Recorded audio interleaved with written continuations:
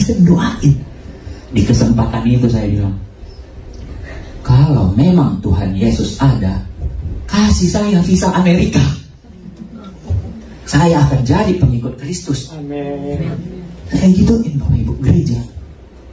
Dan hari ini saya bawa paspor saya Bapak Ibu.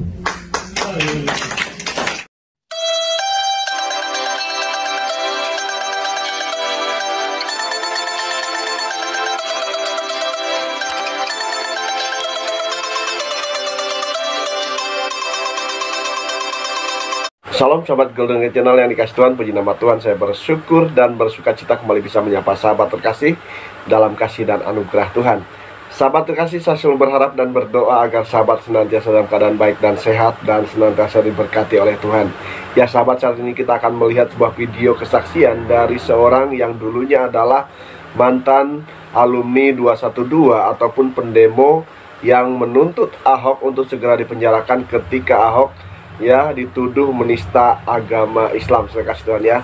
Nah, saya kasih Tuhan, kelompok pendemo 212 ini adalah bagian daripada EPI ataupun Front Pembela Islam yang diketuai oleh Habib Rizik Syihab. Ya sahabat dikasih Tuhan, bagaimana seorang yang dulunya membenci Kristenan dan begitu radikal, saya kasih Tuhan, tetapi akhirnya menjadi pengikut Kristus. Ya, ini sangat menarik saya kasih Tuhan ya. Mari kita akan lihat video kesaksiannya berikut ini. Shalom Bapak Ibu yang terkasih dalam Tuhan Yesus. Terima kasih buat kesempatan untuk bersaksi di hari Raya Paskah ini.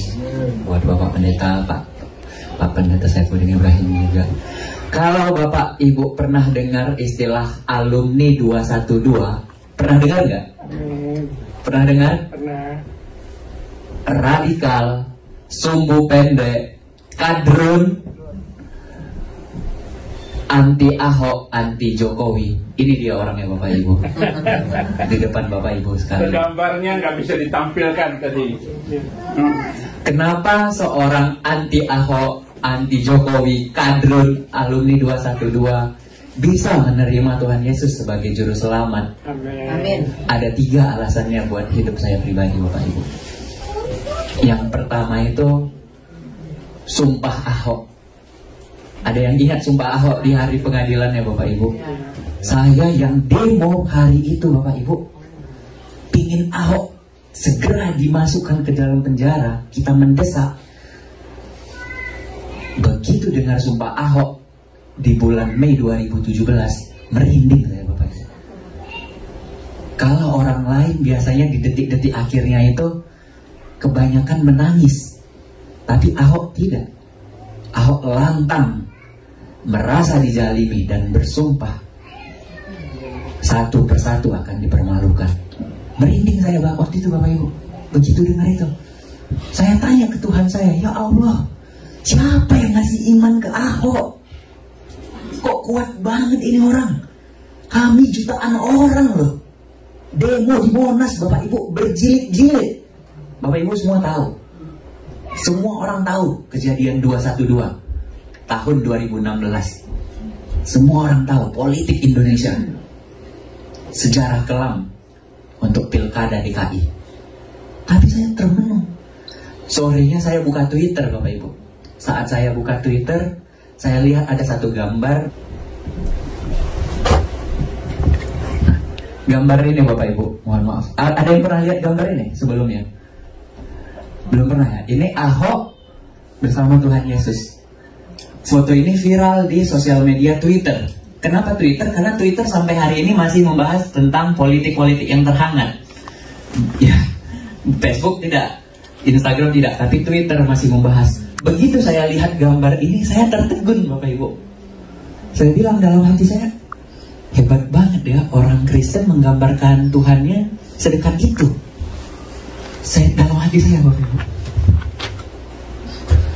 Bahkan Ahok duduk, tapi Tuhannya digambarkan lebih rendah. Dan itu menyentuh hati saya. Dan saya posting ulang di Twitter saya. Saya bilang, saya tersentuh melihat gambar ini. Terus saya posting lagi, kalau kita punya peribahasa, karena nilas titik rusak susu sebelangga. Tapi di mata saya Ahok nggak seperti itu. Karena kesalahpahaman tidak merusak seluruh kebaikan Ahok. membuka tabir di kepala saya. Ahok tuh nggak seperti itu, Farhan. Ahok tuh baik. Banyak orang-orang hidupnya hancur di Jakarta, tinggal di pinggiran kali. Di Kalijodo itu prostitusi, perjudian. Tapi Ahok, apa yang dilakukan Ahok? Dibersihkan agar tidak kumuh. Dilarang tempat-tempat seperti itu. Bahkan mohon maaf, marbot pembersih-pembersih masjid diumrohkan, Bapak Ibu. Tersentuh hati saya. Dan di hari itu juga, mohon maaf, saya tinggalkan kepercayaan saya yang lama Islam. Tahun 2017, tapi saya mengalami pergumulan, Bapak Ibu. Apa benar Tuhan Yesus ini Tuhan? Pergumul panjang, masuk tahun 2018, Bapak Ibu. Viral dokter Terawan tentang cuci otak, sampai Presiden SBY pun turun tangan. Saya ketik siapa dokter Terawan ini? Ternyata seorang dokter dan juga sekaligus TNI Jenderal. Waktu saya buka YouTube, yang terbuka itu video dia lagi nyanyi. Hidup ini adalah kesempatan. Waduh, dengar liriknya aja merinding saya, Bapak Ibu. Saya bilang, ini lagu apa? Saya bilang. Jadi saya ketik lagu, judulnya Hidup Ini Adalah Kesempatan, ternyata lagu rohani. Saya baca, saya dengar liriknya. Oh Tuhan, pakailah hidupku selagi aku masih kuat. Waduh, merinding saya. Dan ternyata bukan saya yang merinding. Begitu saya baca komentarnya, banyak orang Islam merinding dengar lagu ini, Bapak Ibu. Bukan saya sendiri ternyata. Bapak Ibu, buka nanti di YouTube lagu itu. Saya Muslim, tapi saya senang sekali dengar lagu ini. Saya pun sampai, ini lagu rohani orang Kristen. Ini doa. Dia minta dipakai sama Tuhan. Bukan minta kami mau hidup kaya, bebas hidup di dunia. Enggak, ternyata mereka pengen dipakai, pengen bermanfaat sama Tuhan. Merinding saya, Bapak Ibu. Sejak hari itu saya kepikiran, saya mau ke gereja. Amin. Saya mau ke gereja, Bapak Ibu. Tapi saya nggak punya teman Kristen. Dan kalau saya pergi ke gereja, saya ada ketakutan kalau mereka ketik. Karena saya sering lihat di depan gereja ada meja, Bapak Ibu. Saya pikir isi absen, periksa KTP. Kalau mereka periksa KTP Islam, terus mereka buka Facebook atau buka apa gitu, diketik nama saya Rada Farhan. Mohon maaf belum memperkenalkan diri. Rada Farhan. Ternyata fotonya foto yang kayak tadi, bendera hitam, ada senjata, ada ini itu. Orang kan jadi takut. Nanti dikira mata-mata. Apalagi kasus pengeboman gereja di Indonesia nggak sedikit ya Bapak Ibu. Takutnya menimbulkan trauma. Saya takut sendiri. Gimana ini caranya Tuhan biar ke gereja? Tahun 2019 masuk. Viral satu berita, pemudik dari Kanada, dari Arab Saudi keluar dari Islam dan mendapatkan suaka di Kanada. Saya pikir karena saya udah keluar dari Islam, saya ketik Kanada di Google. Yang muncul, Kanada butuh tenaga kerja 1 juta imigran. Saya pikir, wah ini kesempatan ngerubah nasib juga, saya pikir.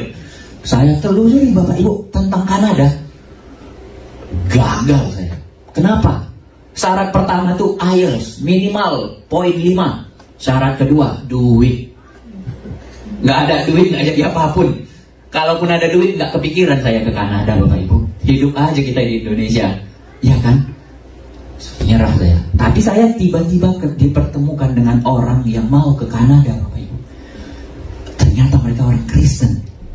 Sehingga satu waktu mereka tanya, Farhan, agama kamu apa? Saya bilang, saya nggak percaya Tuhan. Saya bilang waktu itu. Kalau gitu kamu saya ajak ke gereja besok. Gimana? Ayo. Dalam hati saya, ini yang saya tunggu lama. Saya bilang Bapak Ibu. Jadi pergilah kami ke gereja. Ternyata gerejanya ada di dalam mall. Saya bilang, kok kita ke mall? Di lantai paling atas itu gereja, kata dia. Muter, pusing kepala saya Bapak Ibu. Pusing, naik mobil pusing. Tapi begitu masuk gereja, hilang pusing saya. Kenapa Bapak Ibu? Ceweknya cantik-cantik. Iya, ceweknya cantik-cantik. Waduh, hilang pusing saya, langsung ke kamar mandi. Sama kayak waktu kesini, tadi saya nggak langsung masuk ruangan, kamar mandi dulu. Kaca bersih ya kan, baru kita cari. Begitu dengar, oh gini ternyata orang Kristen memuji Tuhan, beribadah, menyembah Tuhan. Mereka putar yang banyak banget lagunya Bapak Ibu. Salah satunya tadi, Bless the Lord of my soul, Matt Redman, 10,000 Reasons. Itu lagu yang saya dengar pertama di gereja, di mall itu Bapak Ibu. Yang kedua, lagu Sungguh Indah. Sungguh indah yang kau pikirkan tentangku. Saya waktu dengar itu saya bilang, masa sih? Saya bilang, masa sih Tuhan orang Kristen memikirkan hamba-hambanya sampai hamba-hambanya tuh menangis Bapak Ibu dengar lagu itu. Saya melihat, ada apa ini? Ada apa ini? Lalu saya dengar khotbahnya. Khotbahnya, mohon maaf ya Ati Saibuddin Ibrahim. Kalau khotbah kita kan kita nggak boleh ngobrol ya dalam khotbah. Tapi di gereja seperti motivasi. Bilang sebelah kiri kanan Anda, maju terus bro. Semangat terus bro. Kaget saya Pak Pendeta digitu-gituin. Maju terus bro. Oh iya maju. Semangat terus. Waduh apa nih? Terus pendetanya bilang, ada mujizat, ada pemulihan, ada kesembuhan, ada pelepasan. Apa ini saya bilang? Ada apa ini di gereja? Tapi begitu doa Bapak Ibu. Doa orang Kristen panjang. Dari harga bahan pokok, polisi, tentara, orang-orang kerja di rumah sakit, petani, sampai Presiden Jokowi juga didoain di gereja. Tertegun saya. Yang lebih bikin tertegun, Wakil Presiden Ma'arif Amin didoain. Wakil Presiden itu tokoh Islam banget Bapak Ibu, ketua MUI, mantan ketua MUI. Waduh, orang Kristen doain orang Islam sampai sebegitunya. Saya nggak pernah dalam sejarah saya beragama sebelumnya mendoakan orang Kristen Bapak Ibu. Tapi orang Kristen doain. Di kesempatan itu saya bilang, kalau memang Tuhan Yesus ada, kasih saya visa Amerika. Saya akan jadi pengikut Kristus. Amin. Saya gituin Bapak Ibu gereja. Dan hari ini saya bawa paspor saya Bapak Ibu. Paspor saya ini kosong Bapak Ibu. Enggak pernah keluar negeri sama sekali. Ini boleh nanti kita buka lembar-lembaran ya. Ini langsung visa Amerika. Nggak ada stempel negara lain Bapak Ibu. Single. Umur waktu itu saya ngajuin 2020. Pertanyaannya 3. Kamu single? Iya. Pernah keluar negeri? Amerika yang pertama saya bilang. Padahal belum diterima, tapi saya sontak gitu. Yang ketiga waktu itu negara lain udah lockdown Bapak Ibu. China, Eropa udah lockdown duluan daripada Indonesia. Saya dapatnya 2 Maret 2020. Kasih saya bilang, dapat. Ini, congrats. Paspor ditahan, kertas putih dikasih. Amin. Kaget saya. Saya bilang, Tuhan, saya mau dibaptis. Saya ingat tantangan saya. Dulu saya bilang tantangan, sekarang saya bilang doa, maaf Tuhan, saya nantang dulu. Begitu mau ke gereja, lockdown Bapak Ibu. Pemerintah bilang libur 2 minggu. Ternyata 2 tahun lebih saya nggak dipanggil-panggil kerja sampai hari ini Bapak Ibu. Dan permasalahannya saya nggak ada ongkos Bapak Ibu ke Amerika. Nggak ada ongkos, nggak ada duit. Uang di rekening saya itu rekening koran, hanya 4 juta rupiah Bapak Ibu. Nggak ada ongkos. Saya buka lowongan kerja Amerika di Facebook, grup lowongan kerja gitu. Saya buka, saya bilang ke orang-orang, saya punya visa Amerika tapi nggak ada ongkos. Saya punya visa Amerika nggak ada ongkos. Bisa nggak ongkosin saya? Nanti sistemnya potong gaji. 1 tahun 2 bulan Bapak Ibu baru dapat. Langsung saya diongkosin orang Denver Bapak Ibu. Begitu saya tahu orang Denver yang ngongkosin, kami saling kenal, ternyata yang ngongkosin orang Kristen. Sampai saya bilang, aduh Tuhan, lemas kaki saya Bapak Ibu. Ini siapa yang rencanain? Saya bilang, 1 tahun 2 bulan saya hubungin semua orang. Saya mohon maaf, keluarga kurang mampu Bapak Ibu. Orang tua saya guru honorer. Saya bilang, siapa yang rencanain ini pelayanan Tuhan. Begitu sampai Denver tahun 2021 bulan Mei. Jadi bulan depan ini saya 2 tahun Bapak Ibu di Amerika. Begitu sampai Denver saya langsung ke gereja dan dibaptis.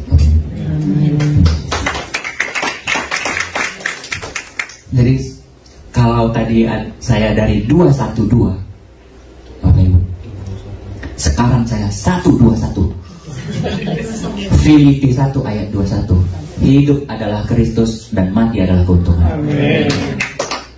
Dan ada kelanjutannya Bapak Ibu, Filipi 1 ayat 22. Kalaupun aku harus hidup, maka aku akan bekerja menghasilkan buah. Salam kenal dari saya. Selamat Hari Paskah. Salam. Ya sahabat terkasih, demikian ya kesaksian dari seorang mantan alumni 212 ataupun kelompok pendemo yang menuntut Ahok segera dipenjarakan ya, ketika Ahok ya dituduh menista agama Islam. Nah saya kasih Tuhan, tetapi Tuhan akhirnya ya memanggil untuk menjadi pengikut Kristus tentunya saya kasih Tuhan ya. Ya saya kasih Tuhan, kalau Tuhan sudah memanggil tidak ada seorang pun yang bisa menolaknya saya kasih Tuhan ya. Demikian juga seperti halnya Rasul Paulus ataupun Saulus ya, ketika sebelum bertobat ya Tuhan memanggil dia ya. Ketika dalam perjalanan ke Damsyik ya, ada suara yang berkata, Saulus, Saulus, mengapa engkau menganiaya aku? Dan kemudian ya Tuhan ya, siapakah engkau? Dan kemudian akulah yang engkau aniaya. Nah saudara kasih Tuhan, ketika itu ya Paulus ataupun Saulus yang melihat cahaya yang menyilaukan matanya, dan akhirnya Paulus rebah dan matanya tidak bisa melihat. Ya tetapi akhirnya Ananias mendoakan, dan kemudian akhirnya Paulus bisa melihat kembali saya kasih Tuhan. Setelah itu Paulus mengikut Tuhan Yesus, bahkan menjadi rasulnya Tuhan. Ya saya kasih Tuhan, dulu Paulus ataupun Saulus adalah penganiaya jemaat. Bahkan ya dia mau ke Damsyik itu membawa surat kuasa ya dari imam-imam untuk menangkap orang-orang yang mengikut Tuhan Yesus ataupun pengikut jalan Tuhan, yaitu untuk ditangkap dan dipenjarakan.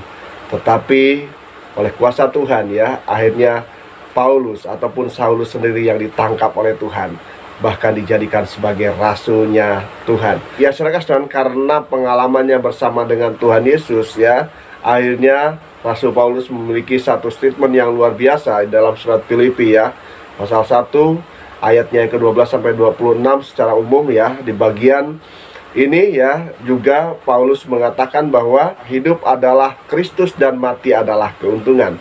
Nah saudara kasih Tuhan, kenapa Paulus bisa berkata bahwa hidup adalah Kristus dan mati adalah keuntungan bagi dia ya? Ketika hidup adalah hidup untuk melayani Tuhan, untuk memberitakan tentang kasih Tuhan, tentang kebaikan Tuhan. Dan ketika mati, dia beruntung. Kenapa? Karena mati di dalam Kristus adalah keuntungan, karena sorga sudah menanti dia ya, karena dia akan bersama-sama dengan Tuhan Yesus di sorga.